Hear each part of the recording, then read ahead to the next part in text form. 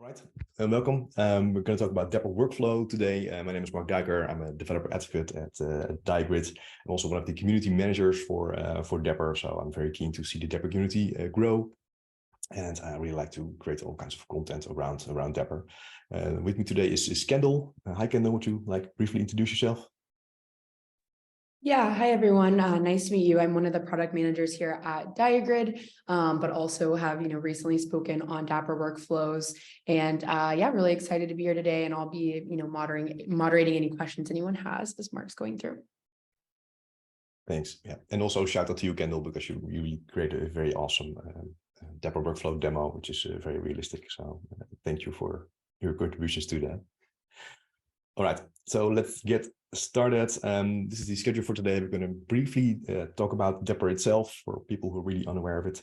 And then we dive into workflows. I will show some of the different workflow patterns you can do, like chaining and fan out, fan in, like eternal workflows and timers.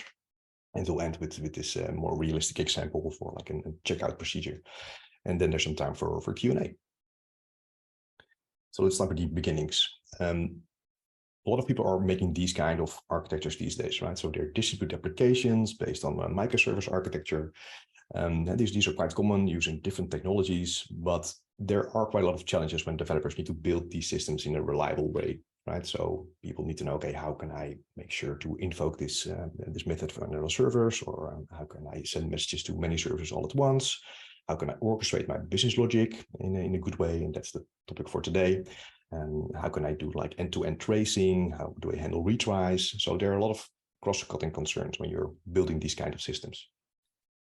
So here in this situation, then Dapr is really good for you. So Dapr is the distributed application runtime, and it's really great for Microsoft development because it provides a common set of building block APIs.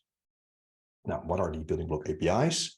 Those are, for instance, the service-to-service invocation. You can do state management. You can do pops up. There are input and output bindings you can use. There's observability built in. You can use the actor model. There are secret stores. You can use the configuration API. You can use the distributed log pattern. And the latest one that was available in Dapr 1.10 is the workflow API.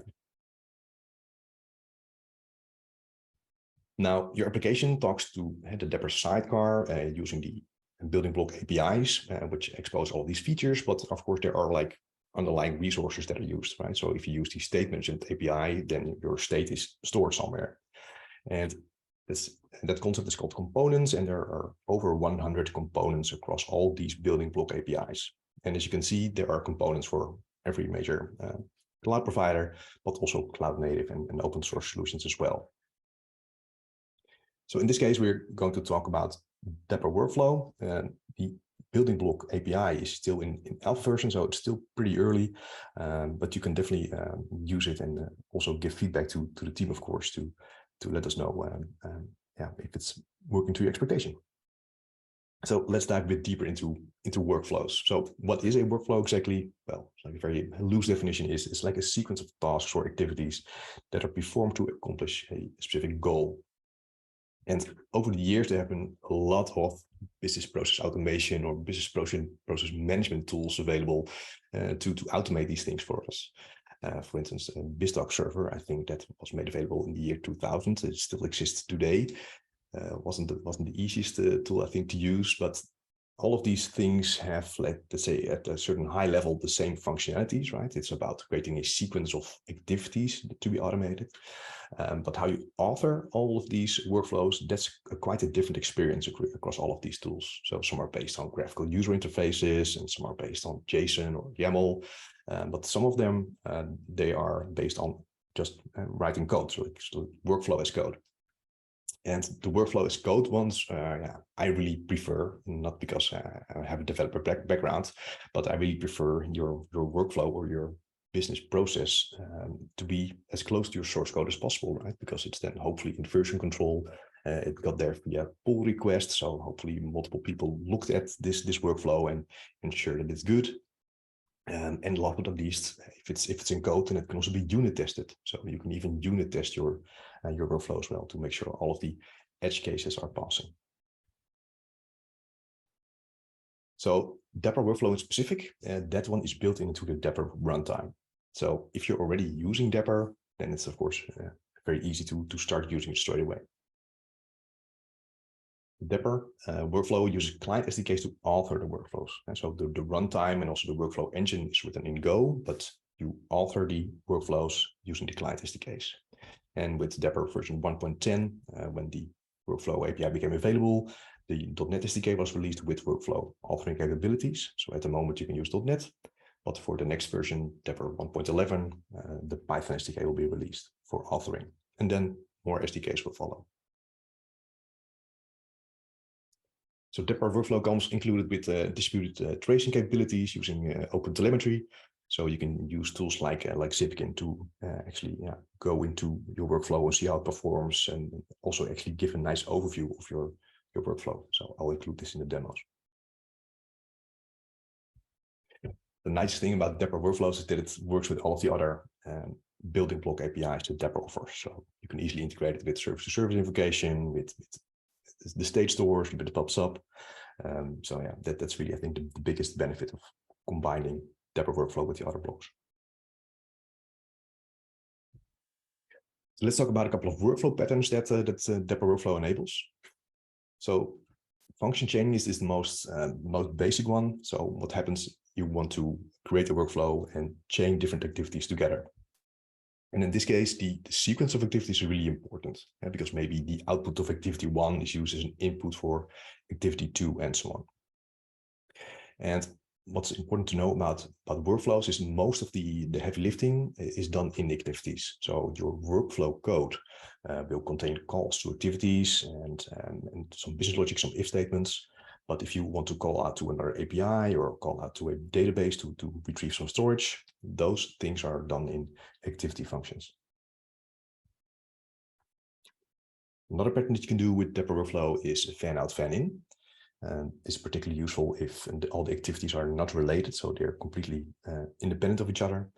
For instance, this can be used when you want to search for cheap hotel prices, and you can invoke different activities and call different hotel APIs, and then find out which one is the cheapest. So what happens here is your workflow will start to schedule all of these activities, but then the workflow will wait until all of these are finished, and you can do some analysis or aggregation on the result. Another nice application of the fan out, fan in pattern is, for instance, when you input is an array or a list of elements, and you want to apply the same activity over all of these elements in the array, and then afterwards combine or aggregate the results. Another pattern is the eternal workflows, also known as the monitor pattern. So then you start a workflow and you do an activity, but when the activity is done, or maybe you also have a timeout, then you actually continue the workflow again, as actually starting it as a new instance. So this can be useful, for instance, if you want to run a cleanup job, that you want to clean up some resources in the cloud every night. So anything that requires a repeating pattern or like a loop. So usually this eternal, the monitoring one is usually combined with some timer functionality, but you can also use the timer functionality on its own. So in this case, we start a workflow and we provide some kind of a timer or schedule, say, okay, we want to run this every day or every hour, but you can also instruct it to run it at a specific day time. So for instance, I want to execute this activity, but I want to execute it on the 8th of August in 2025, for instance. Now let's look a bit deeper into the workflow engine to understand it better. So on the left side, we have our workflow application, and in the middle, we have the Dapr Runtime and the workflow engine, and on the right-hand side, we have an append-only state store. So I think it's quite useful if you understand what happens in all of these blocks. So our workflow application, that will contain the definition of the workflow and the activities. The Dapr workflow engine, that will schedule and manage all the activity executions that you write in your workflow application. And this also has the resiliency built in. The state store contains the workflow state and all of the in and output of the activities. So the Dapr workflow engine is using event sourcing to actually keep track of the state, because every time there is a state change, that will be put into the state store. And that was making Dapr workflow very resilient. So in case our application fails, or even in case the Dapr runtime or the workflow fails, all of the data is still stored in this state store. And as soon as our application and the runtime is available again, the Dapr workflow engine will read all the historical data from the state store and will then continue with the workflow where it is left. So it's truly a very resilient solution. To illustrate the resiliency and what gets checkpointed or stored to the state store, I've made this diagram. So in this case, it's about a sequencing workflow that calls 3 activities. And this is particularly about what happens between the workflow engine and the state store. So let's say we want to we started our Dapr workflow by making a post request to the workflow endpoint in the workflow engine. So what happens then is some data will get stored to the state store that this workflow has been started and with what input arguments. Now, as soon as the workflow engine sees that another activity is scheduled, then the runtime will schedule and execute the activity, and also the input and output arguments of that activity are stored. The workflow itself is not active then at the moment. As soon as the activity is completed, then the control will be handed back to the workflow, but it won't continue immediately to activity 2. No, what happens is the workflow will be replayed from the top. So it's using here the historical data in the state store, and by seeing, okay, we're going to start this workflow again, but it will check for, did I already call activity 1? Yes, we did, so I don't have to schedule it again. I will just read the output from the state store. Then it will go ahead and schedule activity 2, again, checkpointing the input and output. The workflow is then deactivated again. And then again, the control will be handed off to the workflow. And again, it will replay from the top. And since the historical data is still in the database, it continues with activity 1, activity 2. They won't be executed again. The data will be read. And now the third activity can be scheduled. So the same thing happens again. And then for the final time, the workflow will be replayed from the top and all the historical data will be read and the workflow is finally completed.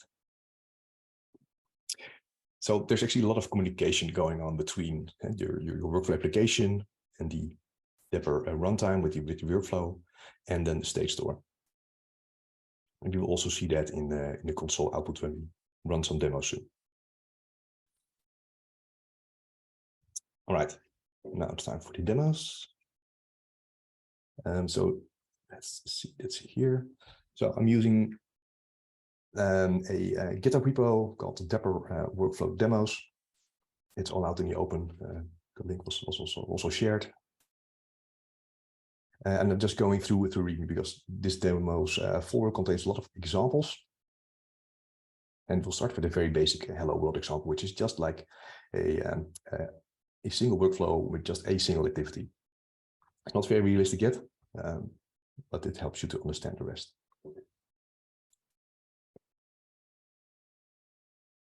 So let's have a look at the hello world workflow. So as I mentioned, at the moment, we write our workflows in .NET C#.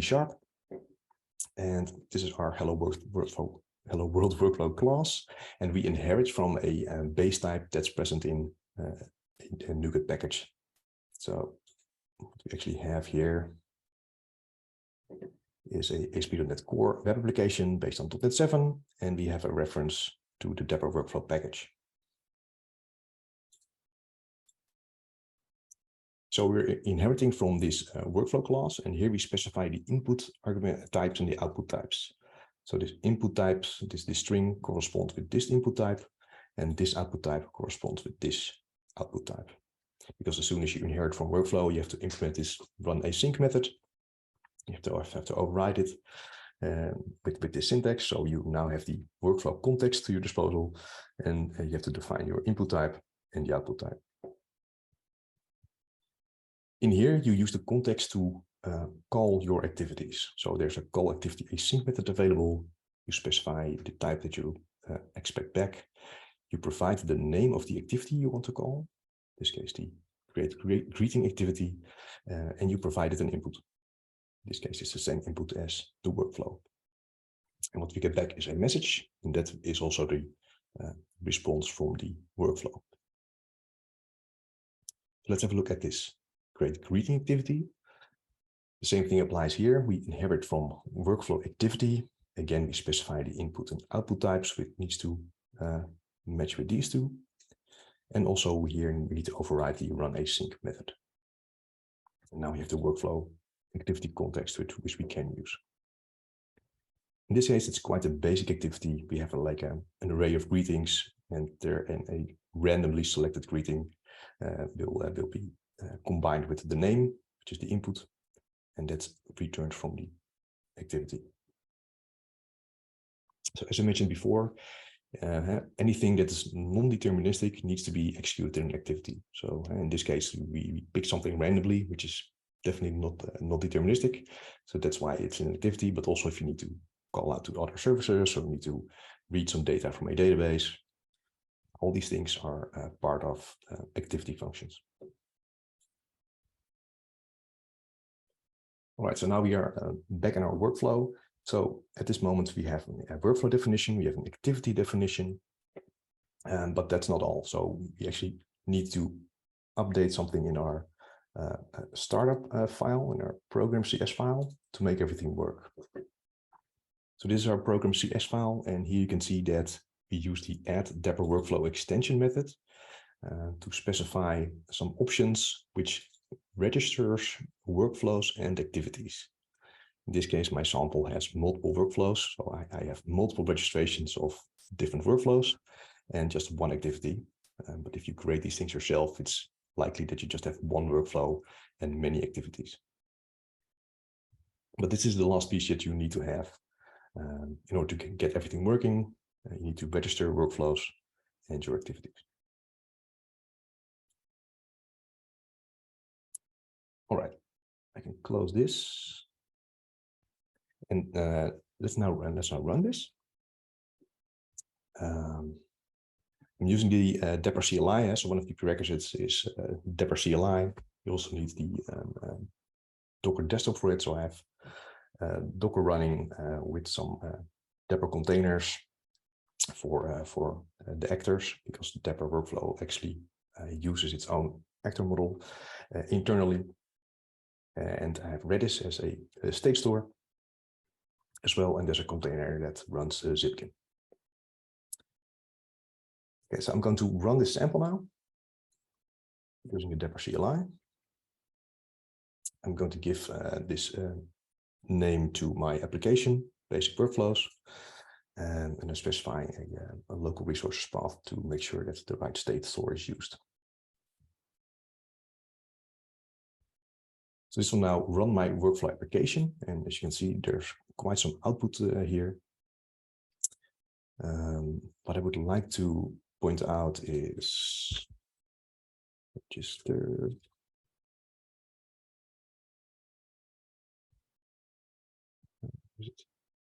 Oh, here. So here you can see that the workflow engine has started. That's one. And the last thing I want to show you is here. So after this point, sidecar work item streaming connection established. At this moment, you'll know that you have a successful connection between your application and the Dapr workflow engine. So this application is now sitting and waiting. So now we can actually invoke the Dapr runtime. And I'm using a REST client in VS Code. So it's an extension. It's called REST client. And I have this .htp file here. Let's collect this.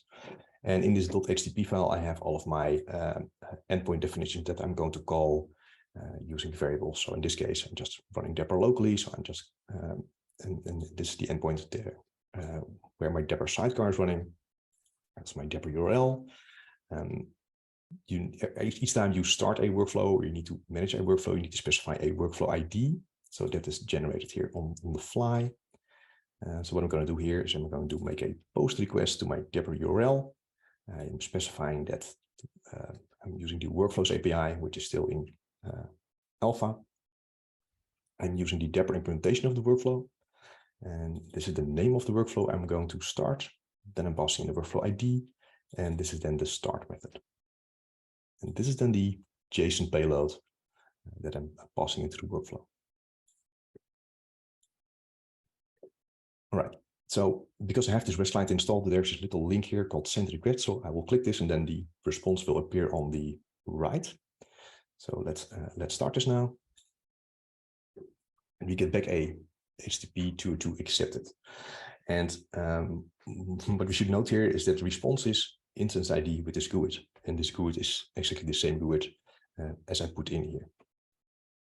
So it's important to realize that whatever you do with Dapr Workflow, everything is asynchronous, right? So it's not request response. You don't get back the hello world because maybe this workflow was like a very long running workflow and it will never complete within hours or days. So we get back this instance ID and then we need to use a GET request to actually check the status of the workflow. So that's what we'll do now. We now do a GET request. And this variable now contains the GUID that was passed back in the earlier response. And we do the GET request to the same URL. And so it's again the hello world workflow. And this is then the parameter that contains the GUID. Before I do that, let's scroll up a bit. Because also in the console logs, we will see that a new workflow has been created, a new workflow instance with the same GUID that we got back, did the post. And we should also see here that it is completed. Let's see.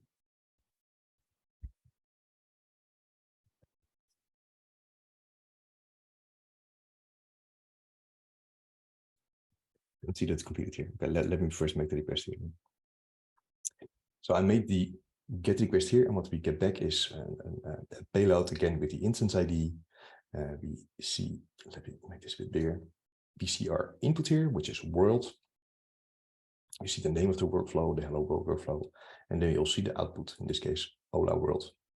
And here we see the runtime status completed.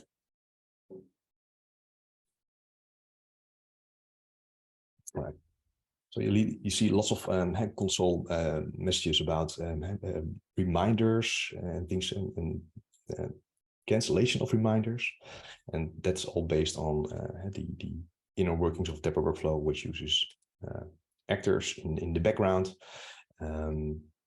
Those actors contain the actual state. So in case a workflow successfully completes, then all the reminders are actually cancelled because those actors are there for the resiliency part. And in case a workflow is successfully completed, then those actors can actually go away. Right, so that was the basic hello world workflow example. And let's move on to the next one. So and all this. So the next one is like a chaining example. So it's one step up. So in this case, what we'll do is, well, like I showed in the slide earlier, let's do a workflow that change 3 activities. In this case, it's 3 of the same activities. But we'll use the output of the first activity as an input for the next activity. So that's the chain.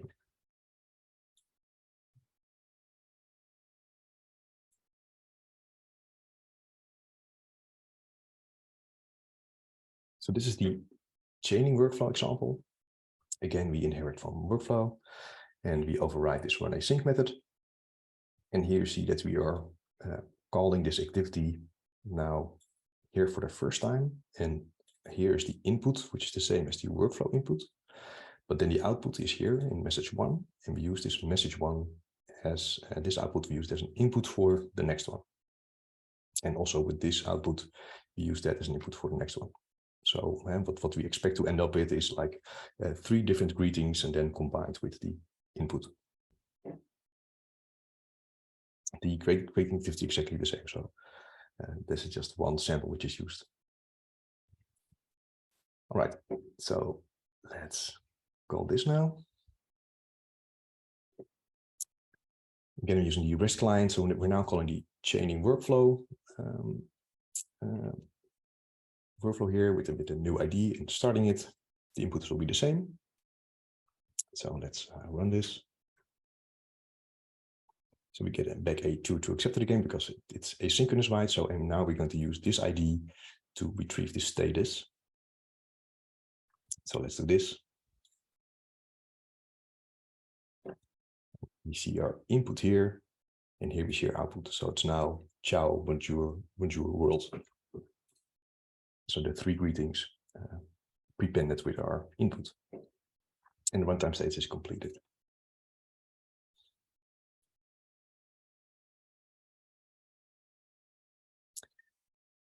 All right, so let's move on to the next example, which is the fan out, fan in. So in this case, we have our workflow and we pass in an array of names. And then for each of the names in the array, we call the same greetings, but now we are not chaining them. They are completely independent of each other.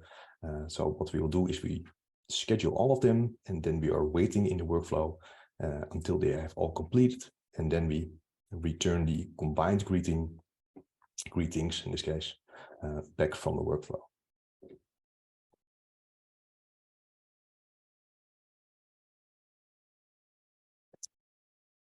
So there's this sample, the fan out, fan in workflow.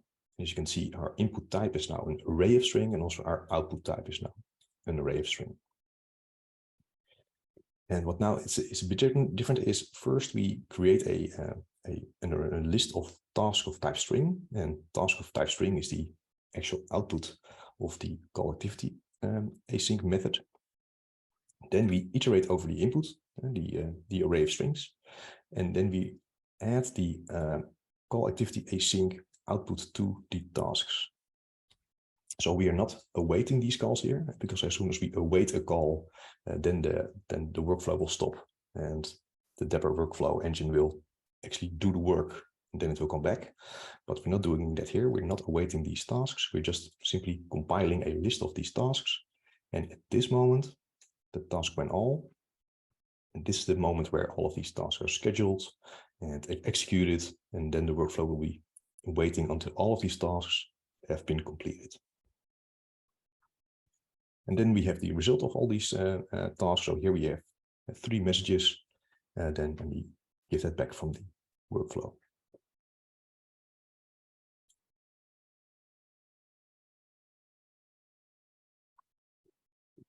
Okay, so again, we're calling now the fan out, fan in workflow, again with a new GUID, the start, and this is now our input. So what we expect as output is like an individual hello world type examples for each of these 3. So what we get back is of course the instance ID of the workflow. So let's use this to get the output. So this was our input. This is the name of the workflow, and here is the output.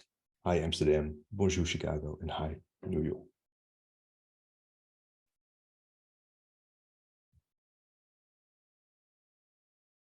Okay, I have to close my readme. Let's move on to the next example, and that is the ContinueAsNew example, which is like the internal or the monitoring pattern. So the sample we have here is we start. Our input is actually a number, it's numeric. We call the create greeting activity again, which gives us an output. Then we increment the, but then we check if the counter is less than 10. If it's less than 10, we increment the counter and we continue as new. And if the counter is then not less than 10, then we actually stop our deprocessing, and then we have an output.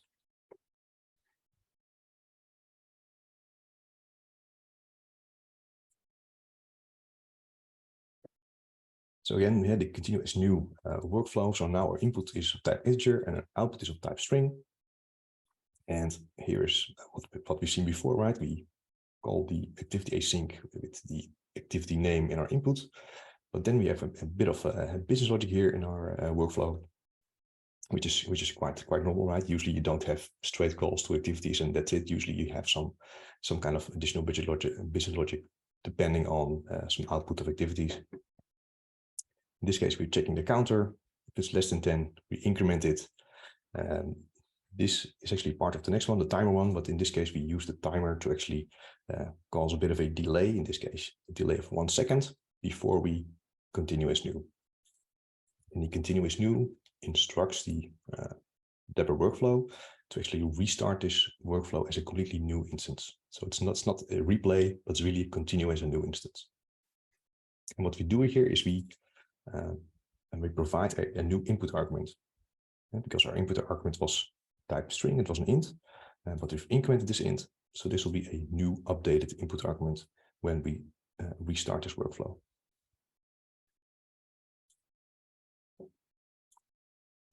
All right, so let's start this as well. So it's the continuous new workflow we're going to start, and we begin at 0. So let's actually also show the console output as well. So I'll do a send request, but I'll also do like immediately a get request. So hopefully we can catch this workflow that it's still in its running state. So to send, I do get. See, now it's input 1, now it's input 4, input 6. And you can also see that below here we have some multiple console log statements. And now we actually it's actually finished. So if you do this one final time. So if a workflow is not completed, then it's either running or it's failed. But in this case, the workflow was still in running state because our input was not at 10 yet. But if I now check it, now I know it's completed. Now the input is 10. And now we have an output actually back and the status is completed.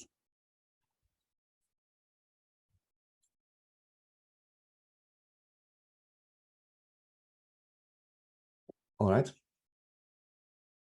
And so the final, let's say final basic example is the timer example. So in this case, we start and we provide an input that contains a date and a name. Then we compare if the input date is farther in the future than the current date. If it is, we schedule we create a timer, and then we are actually waiting until that current date is past the input date. So if that's not the case, so if this input date is equal to the current date, then we will actually go this branch and we'll call the activity and we'll end. Now this might be a bit tricky to actually demo because I have to be quite precise and we don't want to wait very long. So I probably just show the code and will not run it. So this is our timer workflow.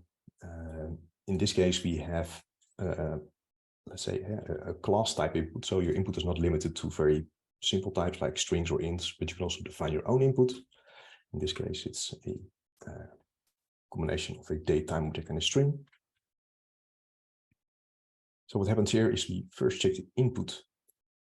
If it's further in the future than the current UTC datetime. And notice that I'm using the context here to determine the current UTC datetime. I'm not using things like datetime now, for instance, because if you use datetime now, that's not a deterministic way of determining the datetime in workflows because of the replay. So if you use datetime now and you replay that workflow, you get a different datetime instance. And this is the safe way to get away deterministic UTC datetime by using this method or property on the context. So if the input date is further away in the future than currently, then we set a custom status, and we set a timer to be equal to that input date time. And then we await, so the workflow will not continue. If this is not the case, then we remove the custom status, and then we call the activity and mention that it was triggered at a certain time. Again, I'm not demoing this because I have to be very precise with scheduling, and I don't want to wait for this to happen. All right. So those are all, let's say, all the basic examples. Let's now move over to a bit more realistic example. So that's going to be our checkout service example. So in this case, we have a checkout service that will contain a workflow. I'll show you in a second how that looks like. And our checkout service interacts with a payment service. It's also a Dapr service that indicates if the payment was successful or not. And it also interacts with an inventory database using the state management API. So our checkout service contains a workflow that has different activities. In this case, there's a notification activity, which in this case doesn't do more than a console logging, but you can imagine maybe you're using like something like WebSockets or server-side events, or using some external notification API to actually notify customers about the progress of the order. There's a check inventory activity that will check if the inventory is sufficient for the order. There's the process payment activity, which then actually calls out to this payment service. There's an update inventory activity, which actually modifies the inventory. And in case something goes wrong and we are past the payment service, but we can't update our inventory anymore because it's insufficient, and then we need to do a compensation action, in this case a refund. So there's a separate compensation activity called refund payment activity, which calls the same payment service. So the workflow is not too big, but it doesn't fit on one screen in this README. So what happens here when we start? Our input is an order item, which is just a name of what we want to order and a quantity. We always call the notification activity.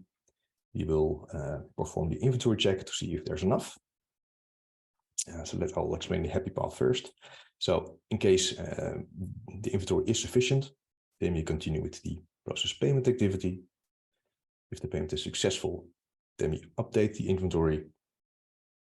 Inside here, we do an inventory check again. If the inventory is still okay, then we do a notify activity, and then our output is a checkout result type with a processed flag to true. And that's the end. So that's our happy path. But as you can see, there are also some unhappy paths here. So the first one is quite obvious. In case the inventory is not enough, then we go this route and our checkout result is false, and then we stop. The other one is if the inventory is sufficient, but the payment fails, then we take this branch, and also our checkout result will be processed false. Oh, processed false. Did not want to do this. Let's go again. All right. And the final thing is when something happens in when the inventory is not sufficient when we check it for the second time, so after the payment, then we go to this branch, and this is our compensation action. So we always do a notification activity, but then we do the refund payment activity as well. And then checkout result processed is again false. All right, so it is a bit more realistic example than the other one. So let's check this out. Let's start with the code first. So here is our workflow. So you have now a order item as an input and a checkout result as an output. So this is the input item is just the name of what you want and a quantity. And a checkout result is just it just contains the processed true or false. So this is the run async method. We store our instance ID and we use it as an order ID. So what first happens is we call the notify activity, which just does a console log, so we can actually follow it easier when we do some debugging. Then we check the inventory. So we create another type called inventory request, and we call the check inventory activity. I will actually briefly show the notify activity. There's nothing really much going on, so this is the only thing that's going on, just the way log information here. So the check inventory activity actually uses the Dapr API to actually communicate with the state store. So this is what happens in the check inventory activity. So we have used the Dapr client to actually get us a state of an inventory type. And then we actually see, okay, is there an inventory at all? In case it was not set up properly, then there's nothing. We determine the total cost. There are certain moments where we introduce a bit of delay just to make it a bit more obvious to see what's happening when you inspect the logs. Obviously, in real production code, you wouldn't do this. And in this case, if the required quantity is enough, then we return true. If there's not enough, then we return false.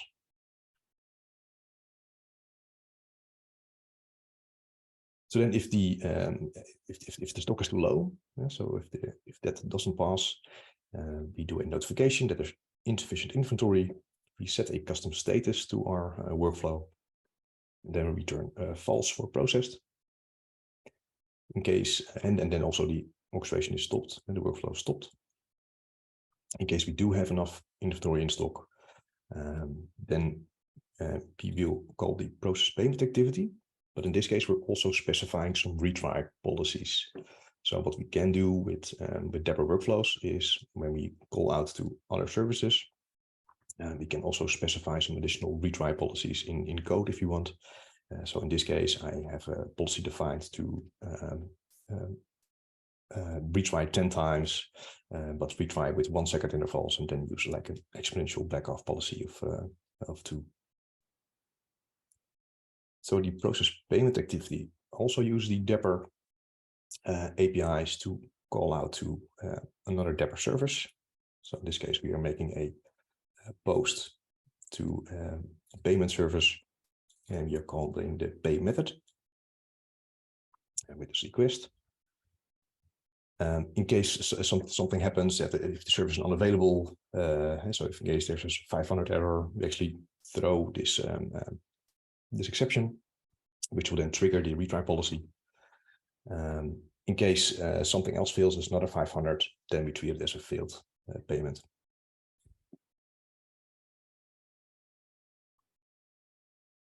All right, so in case the payment fails, then we again do a notify activity. We set a custom status that the processing stops because of a payment issue, and the checker result is false. In case the payment is a success, then we do the update inventory, and let me go into that. So here's the update. Then we use the Dapr API to get the state again of the product. We check if the quantity is enough. In case the quantity is not enough, then we throw an exception here, and there is a try catch in the workflow I will show in a second, which will then trigger the compensation action.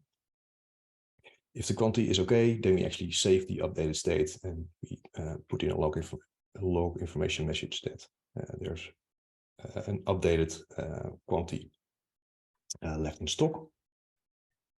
And let's go back to the workflow. So this is in the try catch block, this update inventory activity. So in the catch, we're actually catching a certain type of exception.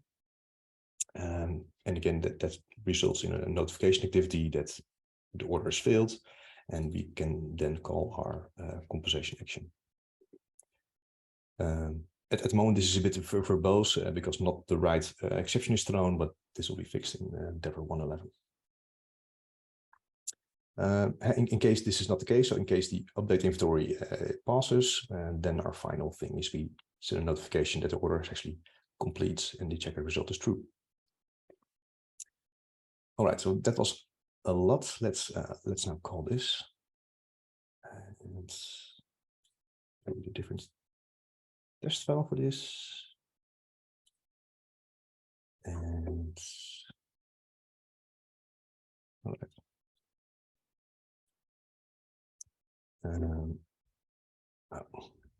I first need to stop my application. So I'm stopping now the basic sample. I am starting my checkout workflow. That's checkout service that contains the workflow. I will also start the payment service. It's the middle screen. And the final console here, you don't see it anymore, but here I can issue commands to the Redis container that I have running, because I'm using the Dapr configuration API that actually check a Redis configuration, because then I can easily switch between a successful payment or a failed payment. So in this case, I'm setting a variable that indicates a successful payment. My payment service is up and running, and also my checkout application is up and running. So let's do the happy path first. I didn't show you yet, but this checkout service also contains an inventory controller, and I can use that to modify the inventory. So in this case, I can check how much inventory I have here. I still have like 75 paperclips, it's good, but I can also restock to make sure I have it, or I can clear the inventory to trigger the different paths in the workflow. So let's now make an order of these paperclips. So what we're going to do here is first test the happy path. So I'm going to a post to the checkout workflow with this new generated workflow ID, call the start method. And our input is this. We're going to order paperclips, 25 quantity. We have 75 in stock, so this should all be fine. So I'm going to start this, and you'll see quite some output in here about the workflow. And as soon as the payment is happening, you'll also see some output here because this is the payment service. So I'm going to start this request right now. Get back at 2 to accept it. And we see some information here, right? About check inventory activity, checking inventory, process payment activity, calling payment service. Then we also see that the payment request is received here and the payment was successful there. And what we see here again is we do an update inventory activity. So it's rechecking the inventory. We have an update that there are now 50 paperclips left. And we get a notification activity again that the order is now completed. All right. So let's actually check that by calling the get add point, because we now have this instance ID. So let's get the endpoint for the checkout workflow again. And the result, this was our input, ordering paperclips quantity 25. And the end result is that process is true. So that is what we expected, and the runtime is actually completed. So the workflow state is completed. All right. I'm going to start one again, but then immediately do a get request. So you can see that's in running status. So I will do one again and get this. So at the moment it's still running. It's still running. Yeah, and now it's completed. All right, so let's do a couple of the other paths. What we can do is, for instance, clear the whole inventory. So there's no inventory left. So in this case, the checkout service workflow will complete very quickly because that's one of the first things we check. So let's run this first. And what we get back also, if you look at the logs, there was insufficient inventory for paperclips. And if you actually get this here, then we see that we have a custom status stopped order process due to insufficient inventory, and the process is false. But our workflow is completed, but not in the state that we would like to see it, of course. But it's in expected state because the inventory is too low. All right. Now what we can do is do the same thing, but then I'll stop this application and also the Dapr process. So to really truly show that all of the states actually stored in this case Redis, but it can be a different storage, of course, as long as it supports the actor model. So I will start, make a request, but then I'll stop this process. And this process is actually two processes because it's my application and it's the Dapr sidecar. So I'll run this and Oh, I first need to make sure that the inventory is restocked actually, because otherwise it stops very quickly. So now the inventory is restocked. We have 100 paper clips available. Now I'll restart it and then I'll stop the entire application. So I'm making a request, checkout service is happening, and now the application exited, but also the Dapr process exit as well, right? So there's nothing running here for this application anymore. Now I will restart the application and the Dapr process again, and then it should continue from this check inventory activity again. And because that's the whole idea, that we have resilient workflows that are able to recover from transient errors. So I'll run it again. And then we should actually see that it will pick up again and it will restart. As you can see, it's doing the check inventory again, and it's calling the payment service. So soon it will also do the payment exactly. So this is working. Okay, nice. Okay, let's do one more. So another thing that we can do is, for instance, stop this payment service from running. So on the left, our checkout service is running successfully now, but let's kill this process, which is our payment request. So this is actually do some retries now, because we specified the retry options. So I will stop this, but again I will make a new request. So let's do this. So now we see calling payment service, but you see here there's an error in processing. So, but we will also see, okay, it will actually retry this. So now let's start this up again.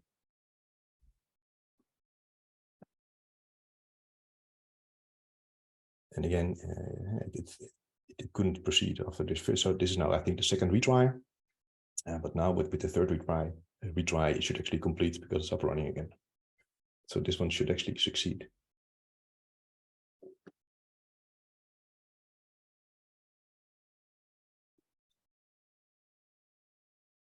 Actually get the status now.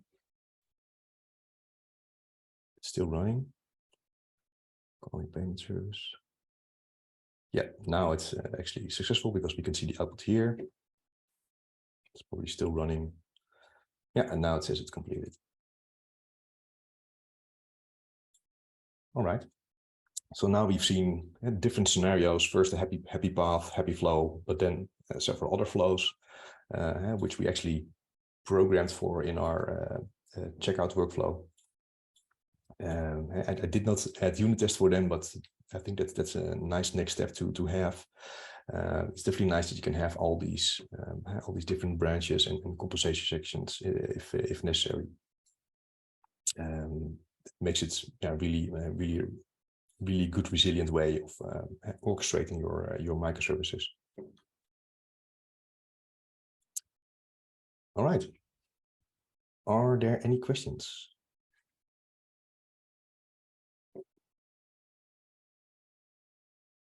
Let me check if there's anything in the Q&A.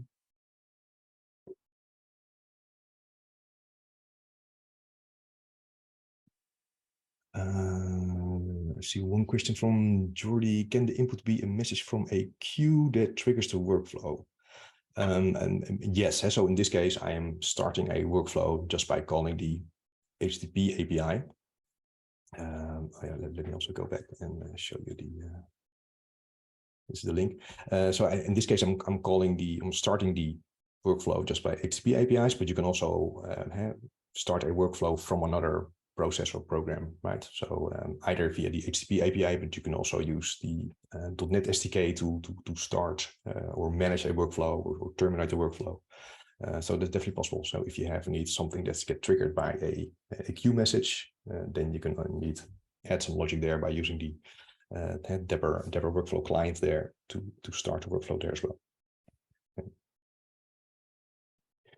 Yeah, so this is the GitHub URL. Indeed, Aaron. next question, is there a way to visualize the workflow?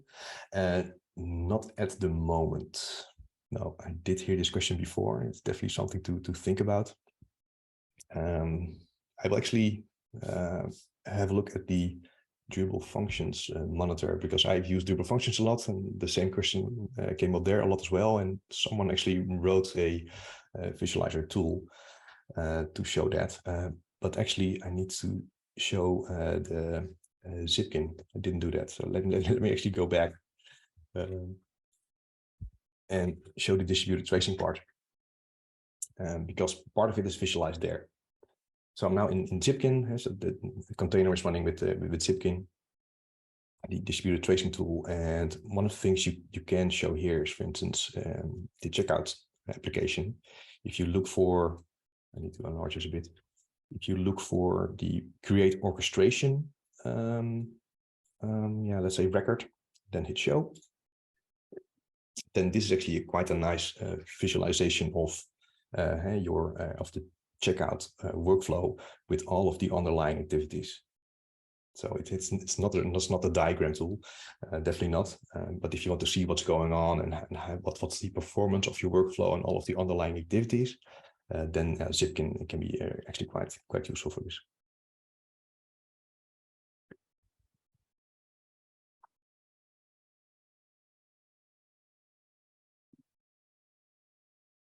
All right, but I think definitely there needs to be something for visualization. But I'll have a check with the author of the durable functions monitor tool.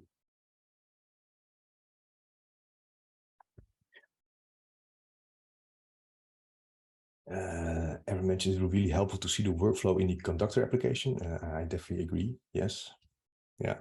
I think something like actor visualization was already on the radar, probably. I think, Kendall, you probably can tell more about this.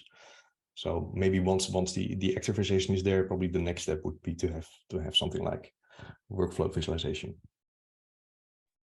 Yeah, I definitely think, at least today, the way that it's written, it's very like developer oriented, right? So we're really assuming that the customer or the consumer is using Dapr to some extent and already like very familiar with the programmatic approach. But I agree. I just think like as we see a lot of the low code platforms, there's definitely an opportunity to provide more from a GUI perspective and make sure that it's a little bit more cohesive. So I think that's something that Marc and Jeroen have kind of alluded to some extent. But yeah, I think the code first approach makes sense for Dapr, but I'm curious to see as well like how that evolves and how we can make that a little bit more consumable. So cool, thanks. And let's see, one question from Jordi Sanchez: how much this differs from using something like Akka.net? Well, that's really an actor model solution, right? So I haven't used Akka.net myself, but that's not really a workflow. I don't think that they're really easily comparable. Probably you can maybe compare more Akka.net versus Dapr actors. I think Dapr actors is really more like a lightweight actor implementation, and which really works well across different languages. And Akka.net is of course written really specifically for Akka.net, for .NET, for like C#. So no, I think these are quite two different things.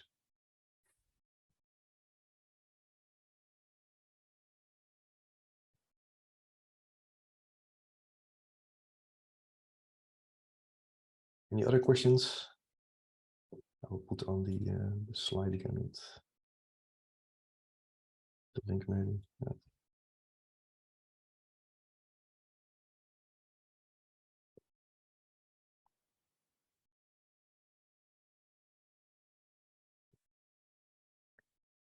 Yeah, all I can say is please go to this GitHub repo and try it out for yourself. If you have any questions, then Discord is probably like a good place to go. There's the Dapr Discord link here. A lot of people are on there. Also, all of the maintainers and creators of all of the features are there. There's a dedicated workflow channel on Discord. So if you have any questions related to this, that's probably a good place to go.